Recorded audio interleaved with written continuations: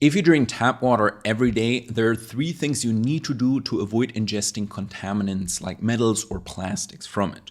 All three are completely free and only take 30 seconds, but they will make a big difference for your health. Okay, so to start, this video isn't about whether you should be drinking tap water in the first place. That's an entirely different discussion. I will assume that for whatever reason you don't have any type of water filter at home and just drink it straight out of your tap. And you also want to minimize the risk of getting contaminants from it as much as possible. Although the truth is that even if your city's water supply is treated and considered safe, it can still pick up unwanted stuff along its way to your glass. Pipes can leach metals, old plumbing can release solder residues, and even modern plastic pipes can release tiny amounts of chemicals like BPA when the conditions are right. But there are a few super quick things that anyone can do to keep their tap water cleaner. Again, these steps cost nothing and are very simple. The first one is avoiding stagnant water, especially in the morning. This is something most people never think about. The water sitting in your pipes overnight isn't really fresh. It's been sitting still for quite a while, sometimes for 6 to 8 hours or even longer. And the longer that water just sits there, the more potential it has to pick up unwanted stuff. This is especially important if you live in an older building where the pipes may be decades old or made from materials that weren't really designed with modern health standards in mind. So what's the actual problem with stagnant water? When water isn't moving, it has more time to interact with the materials in your pipes and fixtures. That means metals like copper or lead can start to slowly leach into your water. And the longer it sits there, the more of these metals can accumulate. If you're drinking the very first glass out of the tap in the morning or using that water to make coffee or oatmeal, you're getting the most contaminated water of the day. Even in newer homes with seemingly safe plumbing, this is still something to be aware of. Many newer pipes are made from plastic, but even those can release tiny amounts of chemicals when the water sits there for very long periods. So what's the fix? It's called the 4-hour rule. Basically, if no one has used water from a faucet for more than 4 hours, you should let it run for at least 30 seconds to a full minute before using or drinking it. This simple flush clears out the stagnant water and brings in fresh water directly from the main line, which is usually much cleaner and hasn't been sitting in your home's pipes. If you want, you don't have to waste the water either.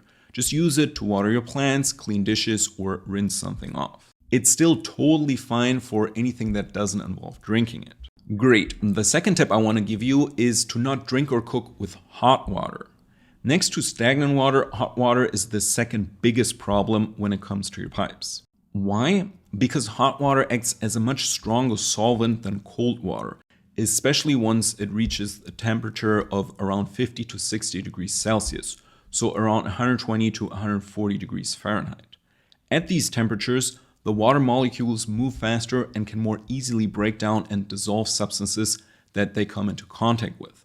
Again, this would be metals or chemical residue from your pipes. This means hot tap water is much more likely to pull contaminants out of your plumbing and into your drinking water. The most common materials that can leach out at high temperatures include lead, especially in homes built before the 1980s, copper, which is a big problem since copper toxicity is already a silent epidemic, especially among women with estrogen dominance, bisphenol A, so BPA, and other plastic residue from epoxy-lined or plastic pipes, and volatile organic compounds, VOCs. These come from adhesives or pipe coatings. Now, even though I said that this usually happens at temperatures starting with 50 to 60 degrees Celsius, it happens gradually. So it's not like a switch that's flipped, but instead it happens more and more the warmer the water gets.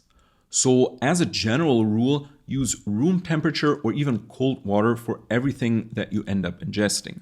So drinking water, cooking water, or water for making tea or coffee. If you need hot water, heat it up in a kettle or a pot, assuming that they're made from stainless steel, which tends to be more heat resistant than most water pipes. Great. The third tip I want to give you is to know your local water report. In many cities in developed countries, you have something like a yearly water quality report. It tells you what's in your water, where it comes from, how it's treated, and if it meets safety standards. Checking it regularly makes sense if you're on the fence about using tap water or maybe switching to filtered or spring water. Of course, these legal limits are often somewhat outdated or based on average risks. For example, the safe level for lead is technically 0 because any amount of lead in drinking water can be harmful to us, especially for kids or pregnant women. But the EPA in the US, for example, still allows for up to 15 parts per billion in the distribution system. Also, the responsibility of the water safety is only guaranteed until it hits your pipes, which is where much of the metal or plastic accumulation happens.